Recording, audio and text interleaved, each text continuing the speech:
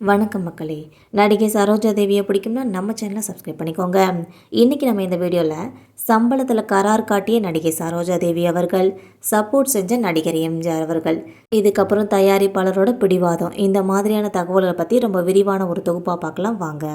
நடிகை சரோஜா தேவி கன்னடத்து பைங்கிளி 50களோட இறுதியில் இருந்த ஒரு முன்னணி நடிகைனே சொல்லலாம்.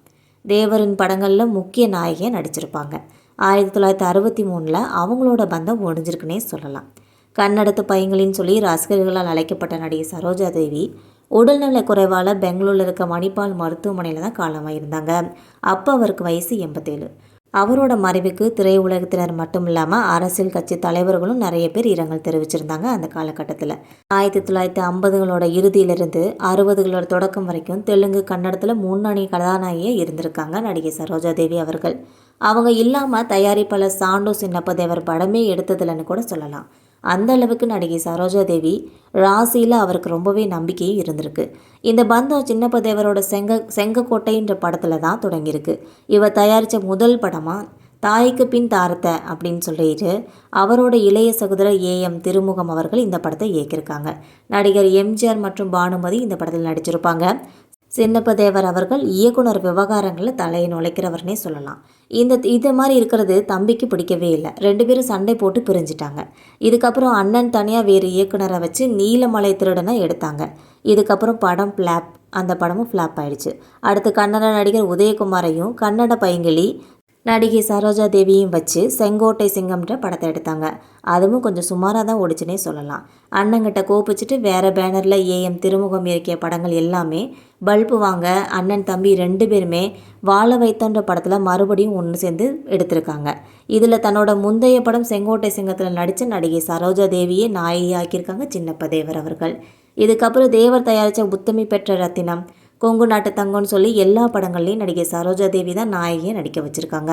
தேவர் படம் தயாரித்தாலே நாயகி சரோஜா தேவி தாங்கிறது ஒரு எழுதப்படாத சட்டமாகவே ஆயிடுச்சு. அதுக்கப்புறமா எம்ஜிஆரோட தேவன் மனஸ்தாபத்தில் இருந்த 1960 அவர் எடுத்த யானை பாகன்ற படத்தில் உதயகுமார் அவர்கள் நாயகனாக நடிச்சிருப்பாங்க. அவருக்கு ஜோடியாகவும் நடிகை சரோஜா தேவியை நடிச்சிருப்பாங்க.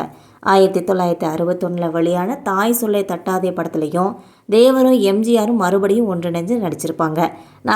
அந்த படத்துலையும் நாயகியாக சரோஜா தேவி தான் நடிச்சிருப்பாங்க.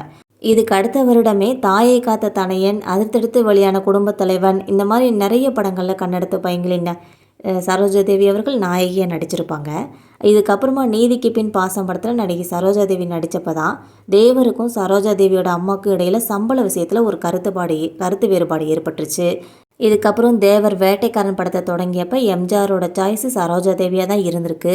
ஆனால் தேவர் அதுக்கு ஒப்புக்கொள்ளவில்லை. தேவரோட குணம் எம்ஜிஆருக்கு நல்லாவே தெரியும். அவர் ஒரு பிடிவாதக்காரர். அவரோட இழப்புக்கு போகலைன்னா எம்ஜிஆரை கூட வேண்டான்னு சொல்லிடுவாங்க. கடைசியில் தேவரோட விருப்பப்படி வேட்டைக்காரன் படத்தில் சாவித்திரி அவர்கள் ஒப்பந்தமாக இருப்பாங்க.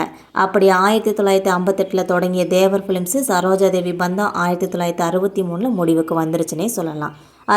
அதுக்குள்ளே தேவரோட தயாரிப்பில் 8 படங்கள் நடிச்சிருப்பாங்க. இதுக்கப்புறமா தேவரோட தயாரிப்பில் நடிகை சரோஜா தேவிக்கு பதிலாக KR விஜயாவும் ஜெயலலிதாவும் தான் அதிக அளவில் பயணங்கள் நடிச்சிருப்பாங்க என்பது குறிப்பிடத்தக்கது. சரோஜா தேவியோட தாயார் சம்பள விஷயத்தில் ரொம்ப கராராக இருந்ததுனால தான் இந்த மாதிரி ஆயிருக்கு. இது போல் நிறைய பேர் தயாரிப்பாளர்களோட கோபத்துக்கு ஆளாகியிருக்காங்க.